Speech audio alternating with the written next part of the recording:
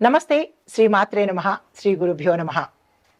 ఖగోళ శాస్త్రంలో రాసులకు, గ్రహాలకు విశేషమైన అవినాభావ సంబంధం ఉంది.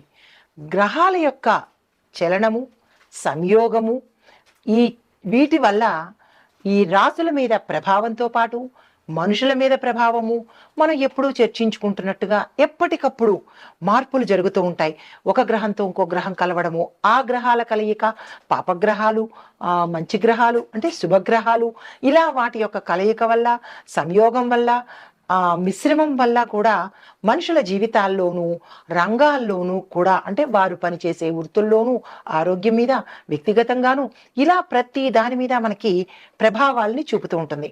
అయితే ఈ ఖగోళంలో ఈ రాసులతో పాటు ఈ గ్రహాలు కూడా కొన్ని కొన్ని మనకి రాజయోగాలు, మహారాజయోగాలు, తర్వాత ఇట్లాంటివి అంటే గజకేసరి యోగాలు, ఇలాంటి యోగాలను కలిగిస్తూ ఉంటాయి.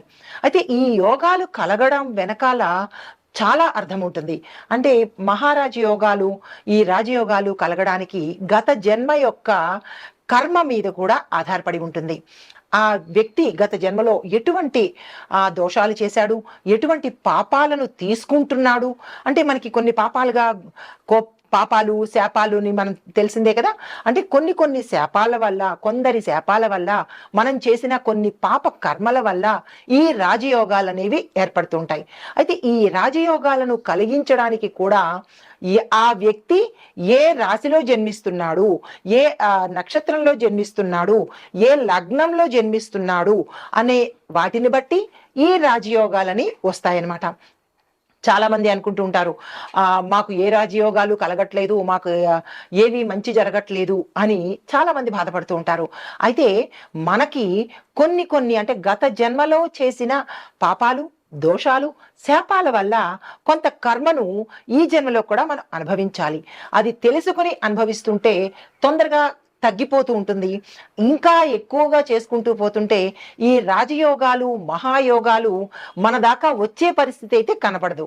కాబట్టి ప్రతి ఒక్కరూ జాగ్రత్తతో, చెప్పిన పరిహారాలతో మీ మీ యొక్క గ్రహస్థితిని మార్చుకోండి. నేను అన్ని వివరంగా చెప్తాను. అర్థం కాకపోతే 1-2 సార్లు చూసి దాన్ని నోట్ చేసుకుని నిదానంగా చెప్తాను. నోట్ చేసుకుని ఆ ప్రయత్నం అంటే తగ్గించుకునే ప్రయత్నాన్ని తప్పనిసరిగా చేయండి. అందరికీ ఇప్పుడు నేను చెప్పబోయే మహాలక్ష్మీ నారాయణ రాజయోగము అందరికీ కలగాలని కోరుకుంటున్నాను.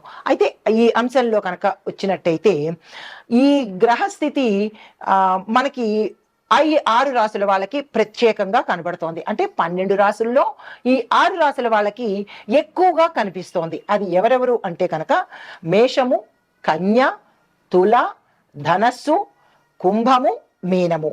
ఈ 6 రాసుల వాళ్ళకి విశేషమైన ఫలితాలని, అమోఘమైన ఫలితాలని, ధనప్రాప్తిని, ఉద్యోగాలు, వారు ఏది అనుకుంటే అవి జరిగేలాగా ఈ మహాలక్ష్మి నారాయణ రాజయోగంలో కలగబోతోంది. అయితే మిగతా రాసుల వాళ్ళకి అంత వైభవం ఉండదా అంటే దానితో పాటుగా ఈ మిగతా 6 రాసుల వాళ్ళకి కూడా యోగం అనేది ఏర్పడబోతోంది. అయితే ఈ మహాలక్ష్మి రాజయోగము ఎలా ఏర్పడుతుంది, ఎప్పటి నుంచి ఏర్పడుతుంది అనే అంశాన్ని చూసినట్టయితే కనుక ఈ 2025 జనవరి 28న శుక్రుడు మీనరాశిలోకి ప్రవేశించడం ద్వారా మనకి ఏర్పడిందనమాట. అయితే ఎప్పటి వరకు ఉండబోతోంది అంటే ఫిబ్రవరి అంతా ఉంటుంది. దీనితో పాటు ఈ యోగము 69 రోజుల పాటు కొనసాగుతూ ఉంటుందన్నమాట. అయితే ఈ యోగం కారణంగా కొంతమందికి ఆర్థిక లాభాలు, వృత్తిలో పురోగతి లాభాలు, కుటుంబంలో ఆనందము, శుభ ఫలితాలు ఇవ్వడం అనేది జరుగుతుంది. అయితే ఇందాక నేను ప్రస్తావించిన ఈ 6 రాసుల వాళ్ళతో పాటుగా మిగతా వాళ్ళకి కూడా ఇవ్వబోతున్నారు. అయితే చిన్నగా ఏమిటంటే ఈ 6 రాసుల వాళ్ళకి ముందుగా ఎలా ఉండబోతోంది అనే అంశాన్ని మనం చిన్నగా చర్చించుకుందాము. అయితే ఈ యోగ కారణంగా మేషరాశి వారికి ఈ సమయంలో అంటే ఈ 69 రోజుల పాటు సమయంలో డబ్బుకి కొదవ ఉండదు. భూమి మరియు వ్యాపారాల నుండి లాభాలు పొందే అవకాశము, అంటే రియల్ ఎస్టేట్ వాళ్ళు అన్నమాట, వ్యవసాయదారుడు, రియల్ ఎస్టేట్ వాళ్ళు విపరీతమైన లాభాలు పొందుతారు. తరువాత మిథున రాశిలోకి వచ్చిన వాళ్ళైతే కనుక వృత్తి విజయాలు సాధించి ఆశించిన ఉద్యోగ అవకాశాలు పొందుతారు. తర్వాత కర్కాటక రాశిలో వారికి ఆర్థిక పురోగతితో పాటుగా పెట్టుబడులు ఏవైనా పెట్టినట్టయితే, దేనిలోనైనా సరే పెట్టుబడులు పెట్టినట్టయితే విశేషమైన లాభాలను పొందే అవకాశం కనబడుతోంది. అయితే వ్యాపార విస్తరణలో కూడా అనుకూలమైన ఫలితాలను చూపించబోతున్నారు. కుంభరాశి వారి కనుక చూసినట్టయితే వీరికి ఉద్యోగాల్లో ప్రమోషన్స్, వ్యాపారంలో లాభాలు, దీంతో పాటుగా కుటుంబంలో కూడా మంచి పరిణామాలు సూచిస్తున్నాడు. అయితే మరొక విషయం ఏంటంటే మీనరాశిలో, అంటే ఈ రాశిలోనే ఏర్పడుతోంది కాబట్టి మీనరాశిలో వాళ్ళకి ఆకస్మిక ధనలాభము, వృత్తిలో విజయాలు, కుటుంబంలో ఆనందమైన వాతావరణము, శుభకార్యాలు, శుభ ఫలితాలను ఇవ్వబోతున్నాడు. అంటే ఎవరెవరికి ఎలా ఇవ్వబోతున్నారు అనేది క్లుప్తంగా చెప్పాను. మరింత వివరంగా మళ్ళా ముందు వీడియోల్లో తెలియపరుస్తాను. అయితే ఈ రాశుల్లో ఉన్న వాళ్ళకి ప్రత్యేకమైన ఫలితాలు ఒక్కొక్క రంగానికి ఎలా ఉండబోతున్నాయి అనేవి సవివరంగా మీకు తెలియజేస్తాను. తదుపరి రాశి సింహరాశి. ఈ రాశిలో ఉండేవారికి మహాలక్ష్మీనారాయణ రాజయోగంలో వృత్తి ఉద్యోగాలకు పదోన్నతి ఇస్తున్నాడు, ప్రమోషన్స్ ఇస్తున్నాడు, ఇంక్రిమెంట్స్ ఎక్కువగా పడతాయి. దాంతోపాటు మీరు అనుకున్న ప్రదేశానికి ట్రాన్స్ఫర్స్ అవ్వడము, విదేశాలకు కూడా కొంతమంది వెళ్ళే అవకాశం గోచరిస్తోంది. దీంతో పాటు మీ పై అధికారులతో మీకు మంచి పరస్పర అనుబంధము కలిగే ఏర్పాటు, మీ మీద సద్భావన కలిగే అవకాశము గోచరిస్తోంది. దాన్ని మీరు వినియోగించుకునే ప్రయత్నం తప్పనిసరిగా చేసుకోండి. వ్యాపార సంఘం చూసినట్టయితే కనుక అంతర్జాతీయ లెవెల్లో, అంటే ఇంటర్నేషనల్ లెవెల్లో మీరు ఏవైనా ఇప్పుడు వాళ్ళతో టైఅప్ పెట్టుకుంటే, మా వ్యాపారాన్ని మీకు అక్కడ ఓపెన్ చేద్దాం అనుకుంటున్నాము, మీరు యాక్సెప్ట్ చేయండి అంటే, ఇట్లాగా మీరు ఏదైనా ఇంటర్నేషనల్ గా మీ బిజినెస్ ని అక్కడ పెట్టుకోవాలి అనుకున్నా, వారితో టైఅప్ పెట్టుకోవాలనుకున్నా, అగ్రిమెంట్లు చేసుకోవాలనుకున్నా, ఇలాంటి వాటన్నిటికీ కూడా ఈ సమయం చాలా సక్సెస్ అయ్యే సమయము. ఆ ప్రయత్నాలు చేసుకోండి. దీంతో పాటు పెట్టుబడులు పెట్టాలన్నా, విస్తరణ చేసుకోవాలన్నా, అనుబంధ సంస్థలు పెట్టుకోవాలన్నా, లేదా కొత్తగా నేను ఈ వ్యాపారంలోకి రావాలి, స్టార్టప్ కంపెనీస్ పెట్టుకోవాలన్నా, నేను వ్యాపారంలోకి వస్తాను, ఇంకా ఉద్యోగం నాకు వద్దు అని అనుకున్న వాళ్ళకి కూడా ఈ సమయం చక్కని సమయం కాబట్టి తక్షణమే ఆ ప్రయత్నాలు చేసుకోండి. కుటుంబ పరంగా చూసినట్లయితే కుటుంబ సభ్యుల్లో అన్యోన్యమైన వాతావరణం ఉంటుంది. గతంలో ఏమైనా మనస్పర్ధలు ఉన్నా కానీ అవి తొలగిపోయి కుటుంబం ఉల్లాసంగా ఉంటుంది. శుభకార్యాలు నెరవేరుతాయి. ఆగిపోయిన సంబంధాలు తిరిగి మళ్ళా పునరుద్ధరించుకుంటారు. సంతానం కోసం చేసే ప్రయత్నాలు సత్ఫలితాలను ఇస్తాయి. క్షేత్ర దర్శనం చేసుకుంటారు. ఇంట్లో ఉన్న అందరికీ ఆరోగ్యంతో పాటు అన్యోన్యమైన వాతావరణం ఈ రోజు, అంటే ఈ సమయంలో మనకి కనబడబోతోంది. దాన్ని మరింత వృద్ధి చేసుకునే ప్రయత్నం చేయండి. ఆరోగ్యపరంగా చూసుకున్నట్టయితే ఒబేస్ ఉన్నవాళ్ళు, అంటే ఎక్కువగా స్థూలకాయం ఉన్నవాళ్ళు మాత్రము చాలా జాగ్రత్తలు తీసుకోండి. ఇష్టానుసారంగా ఎక్కడ పడితే అక్కడ తినేయడము, ఏది పడితే తినేయడము, ఫాస్ట్ ఫుడ్లు, స్లో ఫుడ్లు, స్ట్రీట్ ఫుడ్లు, వీధి ఫుడ్లు, ఇలా ఏ ఫుడ్ పడితే ఆ ఫుడ్ తినేసినట్టయితే కనుక అది మీకు చాలా డ్యామేజ్ చేసే అవకాశం కనపడుతోంది. ప్రత్యేకించి స్థూల శరీరం ఉన్నవాళ్ళు, ఒబేస్తో బాధపడుతున్న వాళ్ళు మాత్రము ఈ సమయంలో చాలా జాగ్రత్తగా ఉండాలి. అది చిన్నపిల్లలు కావచ్చు, పెద్దవాళ్ళు కావచ్చు, ఎవరిదైనా శరీరం శరీరమే కాబట్టి దానికి తగిన జాగ్రత్తలు తీసుకోండి. విపరీతమైన ఫుడ్లకు అలవాటు పడకండి. ఆహారంలో నియమ నిబద్ధత తప్పనిసరిగా పెట్టుకోండి. అయితే మీకు చెప్పదగిన రెమెడీ ఏంటంటే, ఆదివారం నాడు బ్రహ్మముహూర్తంలో సూర్యనారాయణ మూర్తికి అర్ఘ్యం ఇచ్చే ప్రయత్నం చేయండి. స్వామివారి అష్టోత్తర నామాలతో, ఎర్రని పళ్ళతో, ఎర్రని పువ్వులతో, అంటే ఎర్రని పళ్ళు నైవేద్యంగా పెట్టండి. ఎర్రని పువ్వులతో స్వామివారికి రాగి పాత్రతో అర్ఘ్యం ఇచ్చి, అంటే ఆ సూర్యనారాయణ మంత్రం చెప్పుకున్నా, లేదా స్వామివారి ద్వాదశ నామాలు చెప్పుకున్నా, లేదా అంటే ఆదిత్య హృదయం చదువుకున్నా విన్నా కానీ మంచి ఫలితాలను పొందే అవకాశం కనబడుతోంది. అంటే అనారోగ్యం గురించి ఇందాక ప్రస్తావించుకున్నాం కదా. సూర్యుడు ఆరోగ్య ప్రదాత కాబట్టి ఆ స్వామివారిని ప్రసన్నం చేసుకునే ప్రయత్నం చేయండి. ఇది ఈ రాశిలో ఉండే వారికి చెప్పదగిన ఫలితాలు. నమస్తే. అయితే ఈ లక్ష్మీనారాయణ రాజయోగంతో 12 రాశులకి ఎలా ఉండబోతోందో చూసాం కదా. అయితే ప్రధాన పరిహారాలు ప్రతి ఒక్క రాశికి నేను సవివరంగా చెప్పే ప్రయత్నం చేస్తాను.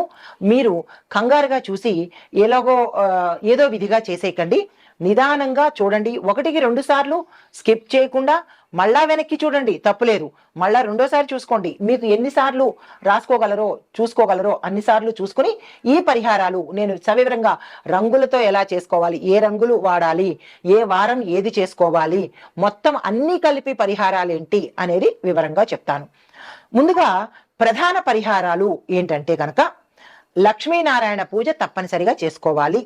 గురువారము లేదా శుక్రవారం రోజు మహావిష్ణు మహాలక్ష్మి అమ్మవారిని తప్పనిసరిగా పూజ చేసుకోవాలి. ఒక చిన్న మంత్రం కూడా చెప్తున్నాను, ఆ మంత్రాన్ని విధిగా మీరు తప్పనిసరిగా చేసుకోండి.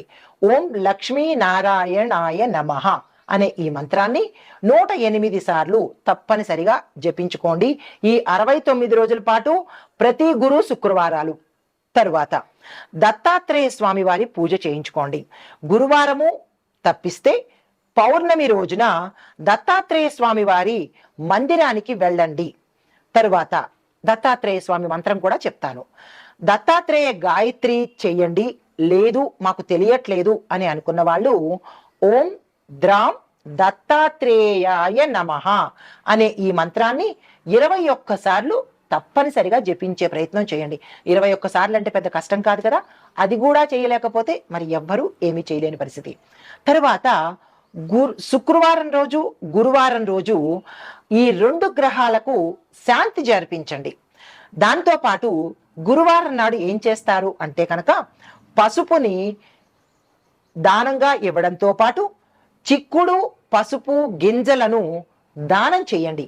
పసుపు అంటే పసుపుని, పసుపు కొమ్ములు కానీ లేదు దాంతో పాటు చిక్కుడుని కూడా దానంగా ఇచ్చే ప్రయత్నం చేసుకోండి. తరువాత ఇది గురువారము. శుక్రవారం నాడు ఏం చేయాలి అంటే పేద మహిళలకు, ఆడవారికి, బాలికలకు తెల్లని బట్టలను దానంగా ఇవ్వండి. సువర్ణము లేదా వెండి బొట్టు, బంగారం బొట్టు కానీ లేదా వెండి బొట్టు కానీ సమర్థత ఉన్నవాళ్ళు దానం చేసినట్టయితే మనకున్న దోషాలు పోయి మహాలక్ష్మి అమ్మవారి యోగం కలిగే అవకాశం కనబడుతుంది. తరువాత గోసేవ చేసుకోండి. శుక్రవారము సోమవారము గోవులకు గడ్డి పెట్టడము, పాలు దానం చేసుకోవటము, తరువాత ఆహారం కోసం డబ్బులు ఇవ్వడం కానీ లేదా ఆహారాన్ని మీరు సమర్పించడం కానీ చెయ్యాలి. అప్పుడు లక్ష్మీ అమ్మవారు చాలా సంతోషిస్తుంది. తరువాత మరొక దానం గుర్తు చేసుకోండి. అంటే ప్రతి ఒక్క పాయింట్ జాగ్రత్తగా నోట్ చేసుకోండి. నవధాన్య దానము అంటే ఈ యోగ సమయంలో ధనలాభం కోసము నవధాన్యాలు అంటే 9 రకాల గింజలను దానంగా ఇచ్చినట్టయితే ఉత్తమోత్తమైన పరిహారము. అంటే ఈ పరిహారాలన్నీ ఉత్తమమైనవే. మనకి డబ్బులు కావాలి అన్నప్పుడు దానికి తగ్గ పరిహారం చేసుకోవాలి కదా. ఊరికే డబ్బులు ఎవరికి రావు కదా. కాబట్టి తప్పనిసరిగా పరిహారాలు చేసుకోండి. దీనితో పాటుగా దీపదానము చేసుకోండి. ప్రతి శనివారము అమావాస్య రోజు అంటే ఈ 69 రోజుల పాటు మీరు చేయవలసినవి చెప్తున్నాను. ప్రతి శనివారము ప్రతి అమావాస్య రోజు తిలలు అంటే నల్ల నువ్వులను దీపం వెలిగించి ఆ దీపాన్ని దానంగా ఇవ్వండి. దానితో పాటు మీరు మీ జాతకంలో శని దోషాలు ఉంటే కూడా తప్పిపోయే అవకాశం కనబడుతోంది. తరువాత తులసి మొక్క దగ్గర, ప్రతి ఇంట్లోనూ తులసి ఉంటుంది కాబట్టి తులసి మొక్క దగ్గర దీపాన్ని తప్పనిసరిగా వెలిగించడం అనేది అలవాటు చేసుకోండి. సాయంత్రం సమయం కానీ ఉదయం సమయంలో కానీ దీపాన్ని వెలిగించండి. దీనితో పాటుగా విష్ణు సహస్రనామ పారాయణ నోటికొచ్చిన వాళ్ళు చదవండి. నోటికి రాదు అని అనుకున్న వాళ్ళు ప్రతిరోజు లేదా అంటే ప్రతి గురువారము శుక్రవారము తప్పనిసరిగా విష్ణు సహస్రనామ పారాయణ చెయ్యండి లేదో వినండి. చదవగలిగిన వాళ్ళు వినడం చేస్తే మాత్రం తప్పిదము. నోరు తిరగని వాళ్ళకి మాత్రమే వినడం అనేది చెప్పబడింది. గణపతి పూజ అంటే ఈ పై చెప్పిన వాటన్నిటితో పాటుగా గణపతి పూజ ఏ రాశి వాళ్ళైనా సరే విద్య, ఉద్యోగం, వ్యాపారము మాకు బాగా కావాలి అని అనుకున్న వాళ్ళు ప్రతి బుధవారము గణపతి ఆలయ దర్శనం చేసుకుని గణపతికి మీ యథాశక్తి పూజ చేసుకోండి. ఒక చిన్న మంత్రం కూడా మీకోసం చెప్తున్నాను. ఓం గం గణపతయే నమః అనే ఈ మంత్రాన్ని 108 సార్లు తప్పనిసరిగా స్వామివారి ముందు చదవండి. అయితే ఇవి పరిహారాలు. తరువాత రంగుల ఆధారంగా చెప్పబడిన పరిహారాలు. తెలుపు, పసుపు, బంగారు రంగు వస్త్రాలను తప్పనిసరిగా ఈ 69 రోజుల పాటు ధరించండి. ఆర్థిక సౌభాగ్యము వస్తుంది. అంటే డబ్బు విచ్చలవిడిగా ఎక్కువగా వచ్చే అవకాశము. ఈ వస్త్రాలు ఎవరికి ఇష్టము అంటే మహాలక్ష్మి అమ్మవారికి, నారాయణమూర్తికి ఇష్టం కాబట్టి తప్పనిసరిగా ఈ రంగు వస్త్రాలను ధరించే ప్రయత్నం చేసుకోండి. తరువాత కృష్ణ నీలము అంటాము. అంటే నలుపు రంగు నీలం రంగుకి దూరంగా ఉండే ప్రయత్నం చేయండి. సాధ్యమైనంత వరకు ఈ 2 రంగులు దూరం పెట్టండి. ఆర్థిక నష్టాలను తెచ్చిపెడుతుంది. నలుపు రంగు బాగుంటుంది, నేను చాలా తెల్లగా అందంగా కనబడతాను అని అనుకుంటే డబ్బు వద్దు అనుకోండి. లేదు డబ్బు కావాలి అని అనుకుంటే ఇది వద్దు అనుకోండి. అది మీ ఇష్టము. అయితే గులాబీ, ఆకుపచ్చ రంగులు మాత్రము అనుకూలమైన ఫలితాలు కావాలి అని అనుకున్న వాళ్ళు శుక్రవారము, బుధవారం రోజు చాలా జాగ్రత్తగా గుర్తుపెట్టుకోండి. 1కి 2 సార్లు రాసుకునే ప్రయత్నం చేయండి. గులాబీ, ఆకుపచ్చ రంగులు బుధ, శుక్రవారం నాడు, ఆకుపచ్చ రంగు బుధవారము, గులాబీ రంగు శుక్రవారము ధరించి కనుక మీరు ఏ ప్రయత్నం చేసినా, ఎక్కడికి వెళ్ళినా, ఏ నిర్ణయం తీసుకున్నా చక్కని ఫలితాలను అన్నీ కలిపిన ఆర్థికపరమైన ఫలితాలను పొందే అవకాశం కనబడుతోంది. ఇవి చాలా కష్టపడి మీకోసం తీసుకున్నాను. అయితే ఇవి రంగులకి సంబంధించిన పరిహారాలు. తరువాత గ్రహాలు శాంతి చేయించాలి కదా. గ్రహాలకి ఎలాంటి శాంతి అంటే గురువారం నాడు గురుగ్రహ శాంతి. దానికి ఏం చెయ్యాలి అంటే కనుక పసుపు బ్రాహ్మణులకు దానం ఇచ్చుకోండి. బృహస్పతి మంత్రం చెప్తాను, అంటే బుధుడికి అంటే గురుకు సంబంధించినటువంటి మంత్రం చెప్తాను, తప్పనిసరిగా రాసుకునే ప్రయత్నం చేయండి. ఓం గుం గురవే నమః అనే ఈ మంత్రాన్ని 108 సార్లు తప్పనిసరిగా చదవవలసినదే. ఇందులో నో డిస్కౌంట్. అయితే ఈ అంటే ఎద్దులకు, ఆవులకు, లేదా అంటే మీ ఇంటి ముందు ఉన్న పశుపక్షాదులకు ఆహారాన్ని పెట్టండి, లేదా ధాన్యాన్ని ఇవ్వండి. ఇలా చేయడం వల్ల ఉత్తమమైన ఫలితాలు పొందుతారు. ఇది గురుగ్రహానికి సంబంధించి. తరువాత శుక్రగ్రహానికి సంబంధించినటువంటి పరిహారము గోసేవ తప్పనిసరిగా చేయండి. గోధూళి సమయాన్ని గౌరవించడం నేర్చుకోండి. అంటే ఆ సమయంలో ధూపదీపాలు పెట్టుకోవడము, ఇల్లుని శుభ్రంగా ఉంచుకోవడము, హారతి అంటే అగరబత్తి వెలిగించడం, యథాశక్తి కర్పూరం వెలిగించడము, ఇలా మీ ఏదైతే మీకు అందుబాటులో ఉంటుందో అది తప్పనిసరిగా చేసుకోండి. గోధూళి సమయం అంటే మనకి సంధ్యా సమయము, ప్రదోష కాలము. ఈ సమయాన్ని కొంత సమయమైనా సరే దేవధ్యానంలో గడిపే ప్రయత్నం చేసుకోండి. తరువాత వెండి ఆభరణాలు ఎక్కువగా ధరించటం వల్ల శుక్రుడు యొక్క శక్తిని పెంచుకునే అవకాశం కనబడుతుంది. ఈ శుక్రశక్తి ఎప్పుడైతే పెరిగిందో డబ్బులో కానీ, అందంలో కానీ, దాంపత్యంలో కానీ, ప్రేమలో కానీ అన్ని విధాల శుక్రుడు ఇవ్వంది ఏమిటి? వాక్చాతుర్యము, తేజస్సు, సంపద, తరువాత దేహ దారుఢ్యము, ఇలా అన్ని శుక్రుడు ఇస్తాడు. కాబట్టి ఈ ప్రయత్నం తప్పనిసరిగా చేసుకోండి. అయితే శుక్ర గాయత్రి మంత్రం కూడా చెప్తాను, చదువుకునే ప్రయత్నం చేయండి. ఓం శుక్రాయ నమః. చాలా చిన్ని మంత్రం కదా, దీన్ని కూడా చదవలేను అంటే ఎవ్వరు ఏమీ చేయలేని పరిస్థితి. ఓం శుక్రాయ నమః అనే మంత్రాన్ని 108 సార్లు తప్పనిసరిగా చదివే ప్రయత్నం చేసుకోండి. ఇవి గ్రహాలకు సంబంధించి. అయితే మరొక ప్రత్యామ్నాయం ఏంటి అంటే కనుక వారం వారము ప్రత్యేక పరిహారాలు మీకోసం తీసుకొస్తున్నాను. సోమవారం నాడు ఏం చేసుకోవాలి? శివుడికి అభిషేకం చేయండి, తెల్లని వస్త్రాలు ధరించండి. మంగళవారం నాడు హనుమంతుడికి నివేదన, మీ శక్తి కొద్దీ నివేదన సమర్పించండి. దానితో పాటు చెరుకు రసము లేదా బెల్లము ప్రసాదంగా స్వామివారికి సమర్పించండి. ప్రతి మంగళవారం గుర్తుపెట్టుకోండి. బుధవారం నాడు గణేష్ పూజ చేసుకోండి. ఆకుపచ్చ రంగు వస్త్రాలను మాత్రమే ధరించండి. ఓకే. తరువాత గురువారం రోజు దత్తాత్రేయుడి ఆలయానికి లేదా అంటే గురు సంబంధిత ఆలయాలను దర్శనం చేసుకోండి. గురు పూజలు చేసుకోండి. దానితో పాటుగా పసుపును దానంగా ఇచ్చుకోండి. శుక్రవారం నాడు లక్ష్మీ పూజ తప్పనిసరిగా చేసుకోండి. పేద మహిళలకు దానంగా ఇచ్చుకోండి. ఎందుకు దానాలు చెప్తారు అంటే ఇక్కడ పీనాస్తనం పెట్టుకోకండి. మనకి భగవంతుడు ఎంత ఇస్తున్నాడో అంతకు మించి ఇస్తూ ఉంటేనే మనకి వస్తూ ఉంటుంది. ఉదాహరణకి మీరు ఏమీ అనుకోను అంటే చెప్తా, అనుకున్నా పర్వాలేదు. మన బియ్య బస్తాలో బియ్యము అవుతూ ఉంటేనే కదా మనం మళ్ళా తెచ్చుకుని దాన్ని నింపుతాము. అలాగే బియ్యం ఉండిపోవాలి, నేను లావైపోవాలి, నేను ఆరోగ్యంగా ఉండాలి అంటే బస్తాలు కుళ్ళిపోతాయి, మనిషి వాడిపోతాడు. కాబట్టి ఇచ్చే కొద్దీ వచ్చేదే భాగ్యము. కాబట్టి ఎప్పుడు ఇచ్చే ప్రయత్నం చేయండి. పీనాసితనంగా ఎప్పుడు పొందాలి అని అనుకోవడం పరమ దౌర్భాగ్యము.